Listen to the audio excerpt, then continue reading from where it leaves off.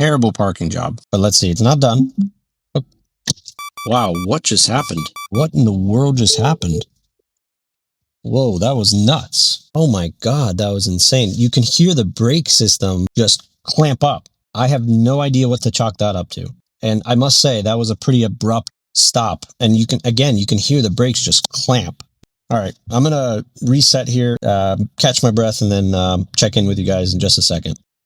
Hey guys, welcome back to another video. If you're new here, my name is Barry. I'm in a Tesla Model 3 2024 rear wheel drive right now.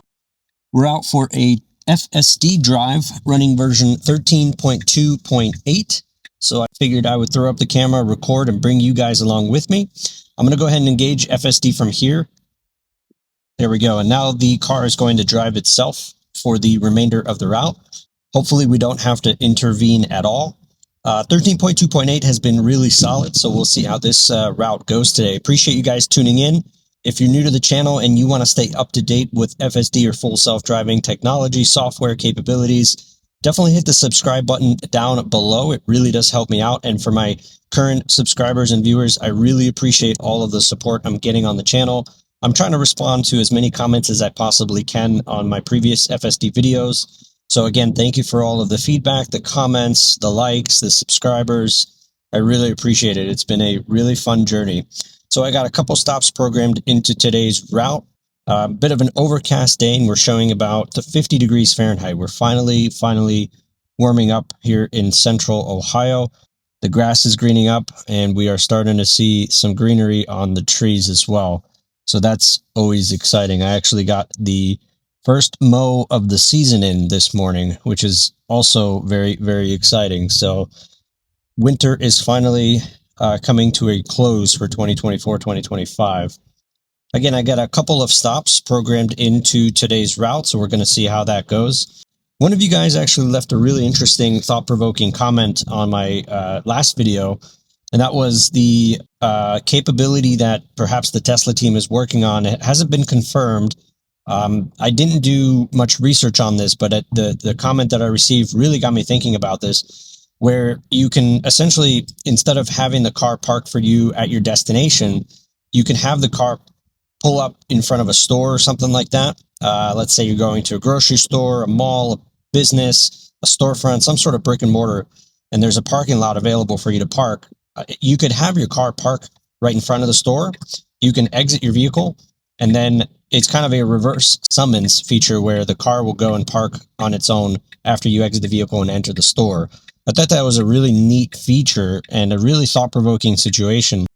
Now, there would be a couple of challenges, I think, that come with that. You have to have, obviously, high confidence levels with the car leaving you at the storefront and then, obviously, driving itself to the parking spot in terms of successfully parking the vehicle at the spot. I wouldn't be concerned too much with it just autonomously driving through the parking lot because the speed that Tesla allows the vehicles to achieve during the summons function is pretty low because obviously you're in a parking lot. And if you don't know what the summons feature is, it's basically where you exit the store and then you summons your vehicle to you so that it comes and meets you at the front.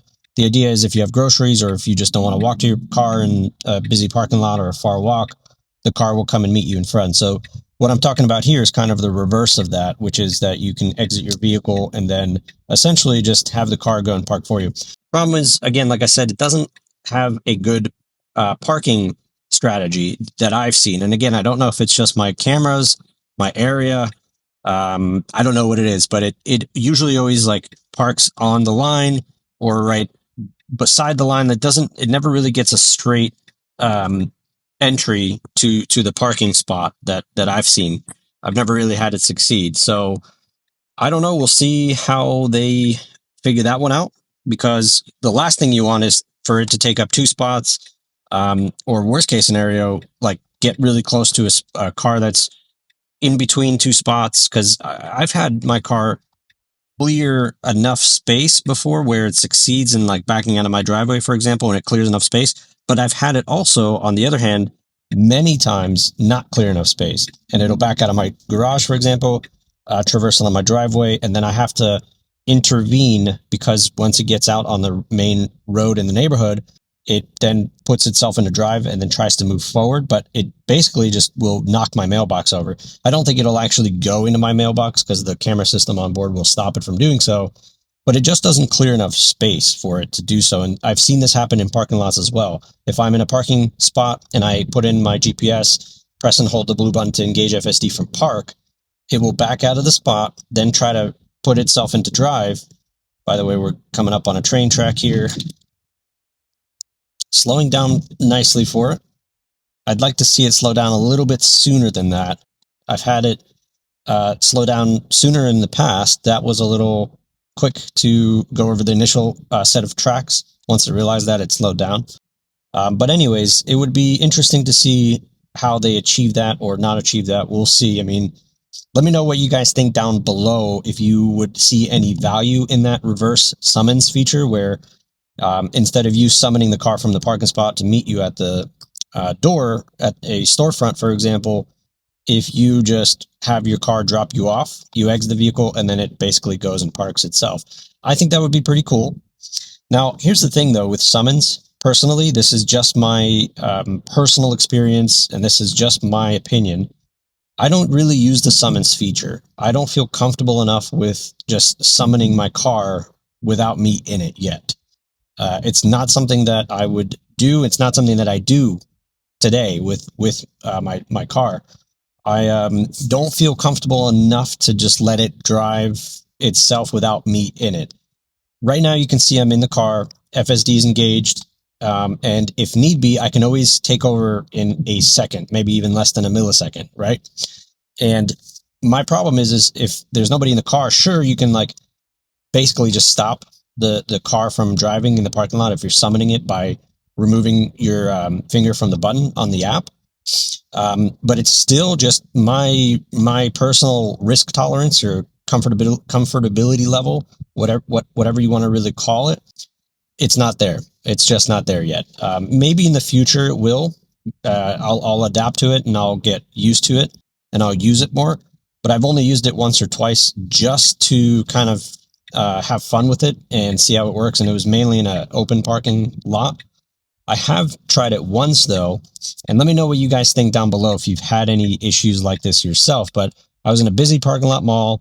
This was like my second or third time trying it, and that was actually the last time I think I tried it, where I was summoning it, and about 25% through the drive, it successfully got out of the parking spot, started coming towards me to meet me in front of the mall.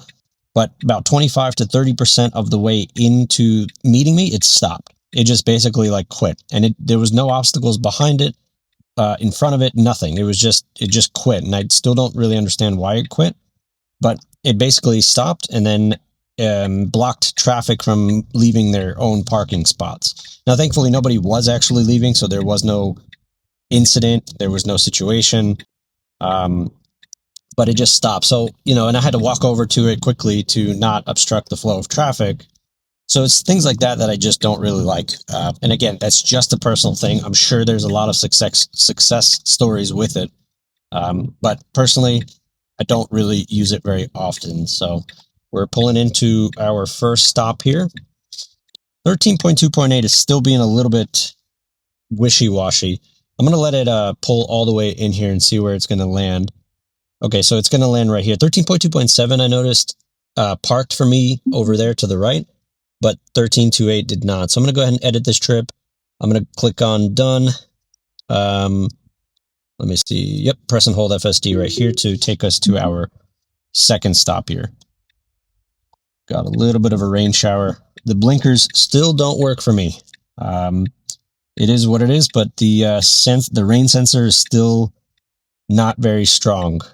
Granted, right now it doesn't really need to be on because it's just a small little rain shower, but I have not seen it engage the wipers when it is indeed a heavy storm. So right now we're just waiting to exit this plaza here. You could see this Honda Civic right at the light.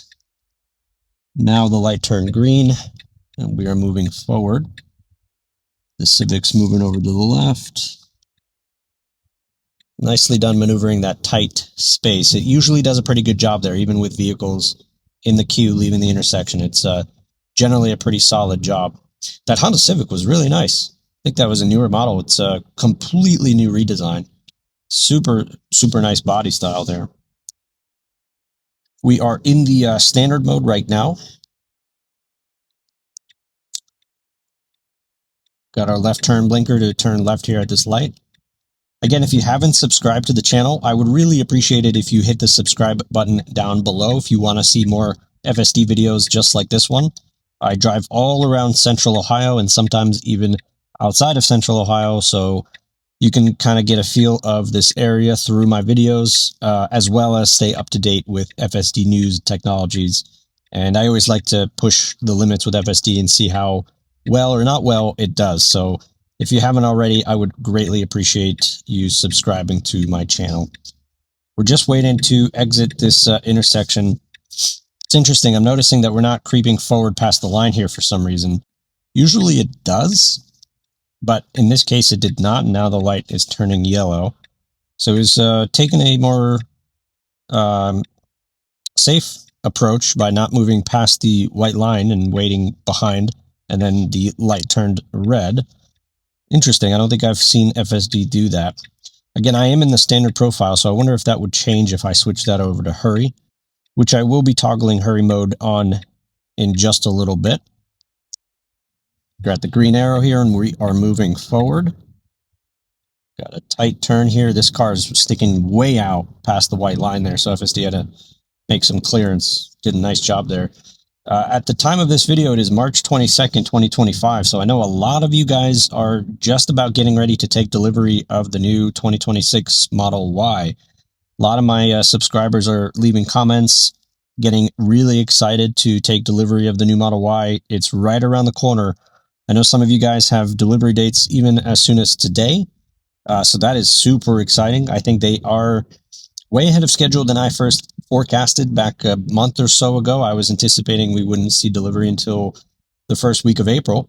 But indeed, they are delivering the new 2026 Model Ys, ready for pickup for a lot of you guys. So as you begin to receive them, and if you have received them, let me know down below how the delivery experience was, how the build quality of these vehicles are as well. Because before I got this Model 3, which again is a 2024 Highland, I've heard mixed reviews from previous Tesla owners that said build quality was something that Tesla never really succeeded at. It was very up and down. So I made sure to do my due diligence when I took delivery of this car. And again, this was my very first EV ever. So it was a very new experience for me, but I did my due diligence. I did a walk around, made sure everything was nice and tidy, and it was. So I'm curious if they've improved those build quality metrics on the 2026 Model Y. But I'm excited for you guys. I'm excited for those that are taking delivery, or if you're just getting the 2025, 2026 Model 3s. Those are awesome cars as well. The Highlands. They're all great cars, and I really enjoy what FSD brings my daily commute. It's a much more enjoyable experience using FSD when you're doing daily driving, daily commuting to and from work, for example. Making a right here at this light. Our final destination today is going to be Whole Foods because I have to do an Amazon return. And I'll probably end up doing some shopping there as well because I can't resist Whole Foods. I don't go there often, but when I do, it's generally because I have an Amazon return, and then I will end up picking up some food. And I think that's a really good business strategy by Amazon. I mean, I know they bought over Whole Foods as an organization, but I feel like if you're going to Whole Foods to return an Amazon item, if you probably pull a report, right, of how many customers go to return an item and to how many actually buy something from Whole Foods walking out of there, probably pretty high. I would say the majority of people, well over 50% is my guess.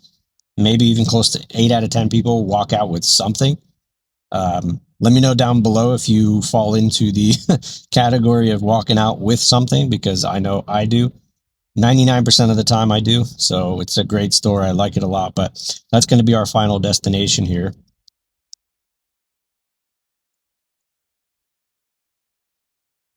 We're going well below the speed limit right now. We're 33 and a 35.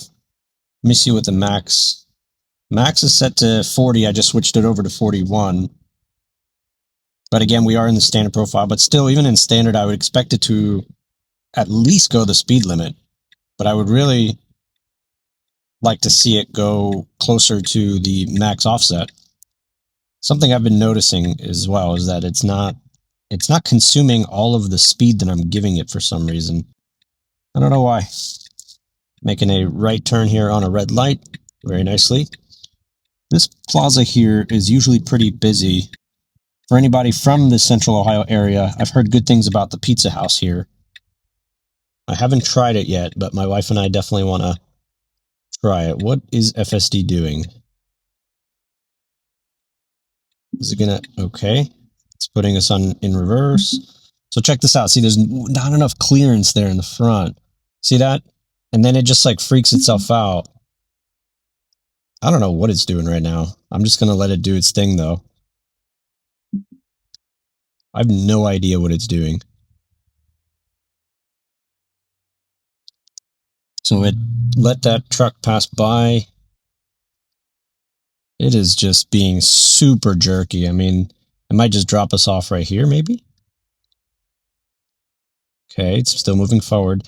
I mean, this is just completely unnatural behavior here. Let's see if it stopped. Okay, so it just pretty much dropped us right here. I'm going to tap to drive, and then I'm going to go ahead and enable FSD from here. We'll see where it ends up taking us here. I think there's a way out towards the left.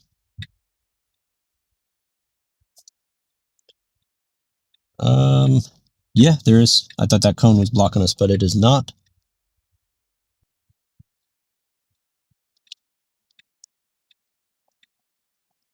Very jerky in that parking lot there.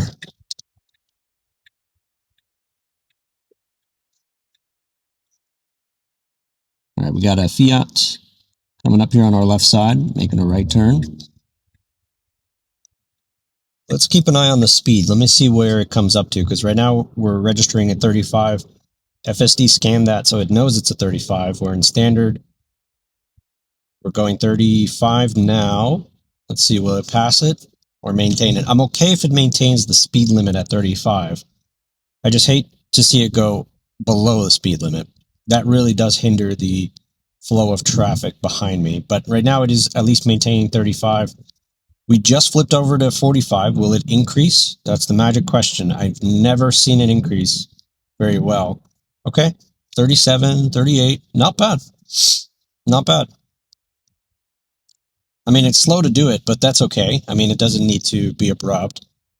I like to see it increase, but now we're at 38. We do have a red light up ahead, so perhaps that's why. But going from a higher speed limit to a lower speed limit, let's say you're going down from a 45 to a 35, that's where it completely fails. I mean, I haven't tested that in a while, I don't think. But in previous versions, going from a higher speed limit to a lower speed limit, FSD fails. I mean, miserably fails. And it always makes me nervous because, I mean, potentially you're going 45 in a 25 if you're changing speed limit zones abruptly like that. I mean, and there is an area that adjusts from a 45 down to a 35, 35 down to a 25 in my Central Ohio area, and FSD really fails to do that, and it kind of puts it on the edge of like, okay, this is pretty much speeding ticket worthy. So I don't know. Let me know what you guys think about speed adjustments for FSD. I've had no luck with it. I do want to test it again with 13.2.8 though, and we'll see how that goes. I'm going to switch over to hurry mode. And all I did there for the new FSD drivers and users is use the right scroll wheel to an east and west movement. That changes your driving profile here on the top left of your screen. And then if you want to adjust your speed limit or your speed settings on the fly, you can do that as well by doing a north and south movement on your right scroll wheel. The other day, I wasn't recording this incident, but there was a car that was turning right into a plaza, and we had a 2-lane northbound road, and I was in the right lane, and again, the car in front of me was turning into the right plaza here. So what FSD did, and this is the first time I think I've seen it, at least in a long time, it basically moved to the left lane as the car in front of me was still turning, moved around it, and then just assumed the right lane again. So it was a really human-like pattern. I mean, I know I've done that before. If the car in front of me is slowing down to turn into the plaza, and I have a safe opening on my left side, I'll switch over to the left lane, pass them as they're slowing, and then move over back into the right lane. So when I saw that, I was like, wow, that is a really cool movement. That was a very cool strategy. That was awesome. And again, I think I was in hurry mode. Probably wouldn't have seen that outside of hurry mode, since there was no reason to uh, move that quickly if you're in standard, certainly in chill, but still really cool to see nonetheless. I mean, you see a lot of these patterns that FSD makes that are extremely human-like, which again is sometimes good, sometimes not good. Depends on the situation and the dynamics of the environment that you're in. It's always very different, which is why I like to see and hear the comments from you guys from your perspectives, because it's so different. Every city, every downtown area, every suburb, pretty much every road. I mean, it's all very different. You have different situations and challenges for FSD to take. So when you think about the training the that the AI system has on these cars, it's a monumental data set. It's a lot of data, And sometimes I wonder what happens when you send the recordings back to Tesla. If you don't know, you can send an audio recording when you disengage FSD in the middle of a drive. And you can basically, if it's a critical situation or if it's something that FSD did wrong, and that's why you're disengaging, you'll send I think it's 30 seconds, maybe a minute of your audio recording to the Tesla team, and they'll process that and supposedly make it better. Sometimes I do wonder what actually happens, though, to that data. Like, how do they flag that system to you? I understand that the camera clips and the documentation, the actual data from in flight of your car gets sent to them and they process that. But when you think about the scale at which they are operating in and how many drivers are potentially sending those messages to them, and then they have to process that and make it better, right? Improve the situation in which why that FSD disengagement occurred in the first place for that driver that sent in the recording. It is fascinating to think about the scale. It's so much data, so much technology, which is the most interesting part for me using FSD, is just the technology and how far it's come over the years. Though I've only been using it for a year and a half, I've seen older videos of it just exponentially improving. But yeah, I would love to get an inside scoop, and I know I think many people probably would, and it's probably unlikely that we will, considering it might be a proprietary process, certainly proprietary data sets. But it would be really cool to see what happens when you send in an audio recording and how they process that information, how they process that clip. And that car was pretty much right over the line there. I didn't see FSD create more clearance. I think if I was driving and I saw that car coming towards me in the middle of the road like that, I would have moved over a little bit. But I don't think FSD did that. So now in hurry mode, we're going 34 and a 25, which is matching what my offset settings are. I think that's actually a little bit higher than what I have set. Now we're going 35 and a 25. I'll have to check and see if my offset settings got reset. I think a lot of times when I get an update, like I got the 2025 stack, not an FSD update, but just an onboard update for the vehicle, which I think impacts some of the maps, some bug improvements overall in the UI, perhaps. I didn't look into the release notes too much, but I think they just released continuous updates over the air for the vehicle itself outside of FSD. So you don't get left out. Of course, if you're not an FSD driver or subscriber, you still get updates over the air for your car in general. You always get improvements, which is something that a lot of people do indeed like. They enjoy the improvements that their vehicle is continuously getting in a car like this. And by over the air, I just mean updates through software, right? They're always making updates through software and pushing that out as part of a deployment to drivers and users all around the world. Approaching our next stop here. I'm going to let it pull all the way in instead of modifying the trip before we get there. Seems like it almost wants to go. I don't know if it's going to make it to the light or if it's going to just turn. Yeah, it looks like we're just going to be turning right into here. So let's see what happens. Let's see if it's going to park for us or if it's just going to drop us right in front. I anticipate it might just drop us right in front. Oh no. Okay, it's trying to park. Terrible parking job. But let's see. It's not done. Oh. Whoa. Wow, what just happened? Oh my gosh. That was crazy. What in the world just happened? I mean, I didn't even touch anything. Whoa, that was nuts. I mean, that was insane. That was insane. That was such an abrupt stop. And for what? Like nobody was, there was a car behind me, but they were like 30, 40 feet behind me. Wow, that was crazy. That got my adrenaline kicked up. Oh my God, that was insane. You can hear the brake system just clamp up.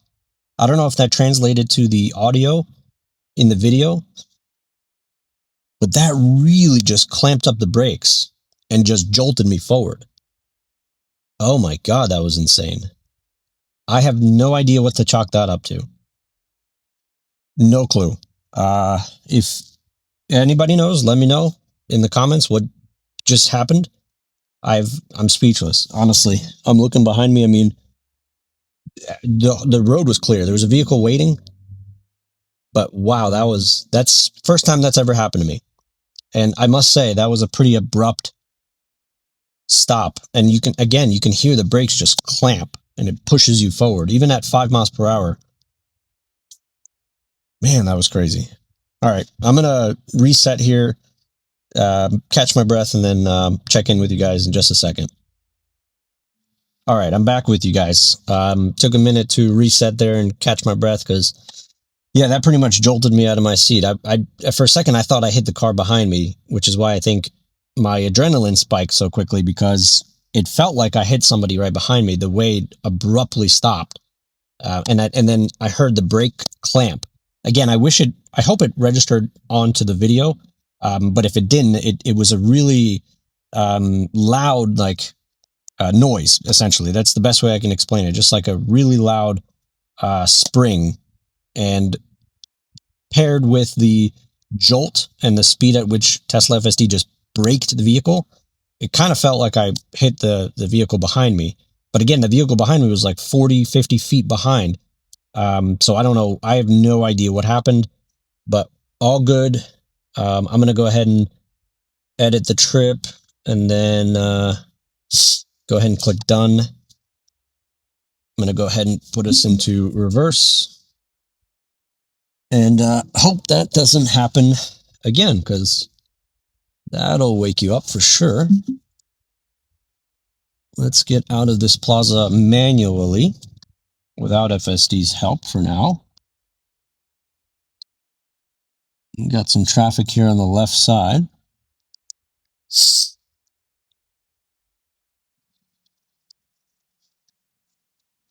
All right, so we're going to pull out of this parking lot here. I'm going to go ahead and engage FSD from here. And we're going to be making a right onto this side street. All right, I'm gonna review that footage a couple times over to see if I could determine the root cause for that red screaming wheel on the screen. But if anybody knows what happened, if anybody has had that happen to them before, please let me know down in the comments below. I'm really curious. I have no idea what to even chalk that up to. So hopefully one of you guys can help dissect that and provide a root cause or a better analysis for me to understand. All right, we're coming up to this stop sign here. Got our 0 mile per hour stop. Nobody on the left.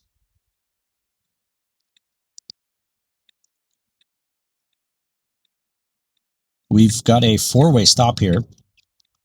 Or maybe it's a 2-way, because I actually don't think this... Nope, actually it is a 4-way. Sorry. So it is a 4-way stop. No other traffic, though. So we're going to be moving forward here.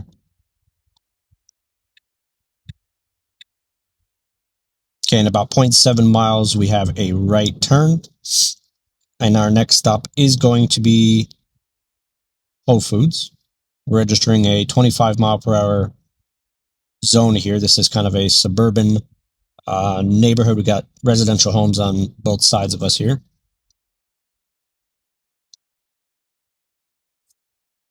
Definitely a cloudy day. It's been intermittently overcast, though. We've had periods of just beautiful sunshine, but mostly it's been pretty overcast. The sun has been hiding between the clouds for most of today.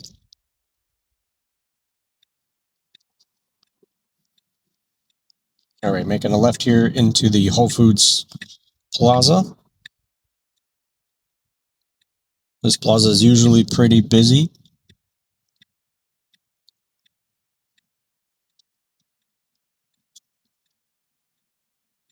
And then we'll be making an immediate left right up here.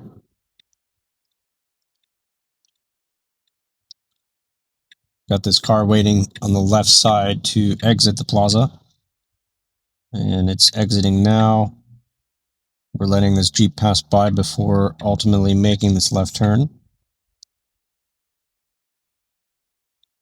Like I said, this plaza is usually always very busy. Again, we're going 10 miles per hour right now. It's too slow. I mean, the car behind me is pretty much right on my tail. We should be going 15 to 20 at least. I'm going to give it a little bit of acceleration here. Oh, there's a civilian trying to pass over, so we'll just let them pass here. Okay. Still going very, very slow. I don't know. I think when I naturally drive in parking lots like this, I'm going 15 miles per hour at least. And then obviously I'll slow down as other traffic approaches or pedestrians. But Whole Foods here is right up on our left side. So I imagine that FSD is going to just drop us off right in the front. And very unlikely for it to park since I did not put a pin in the parking lot.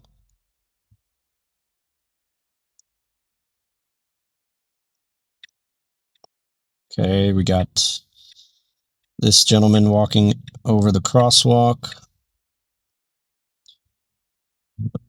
I'm going to stay attentive here because there's a lot of moving parts. I mean, okay. So that was not ideal because now he thinks we're letting them out, but that's okay. All right, I'm going to put this back in the drive.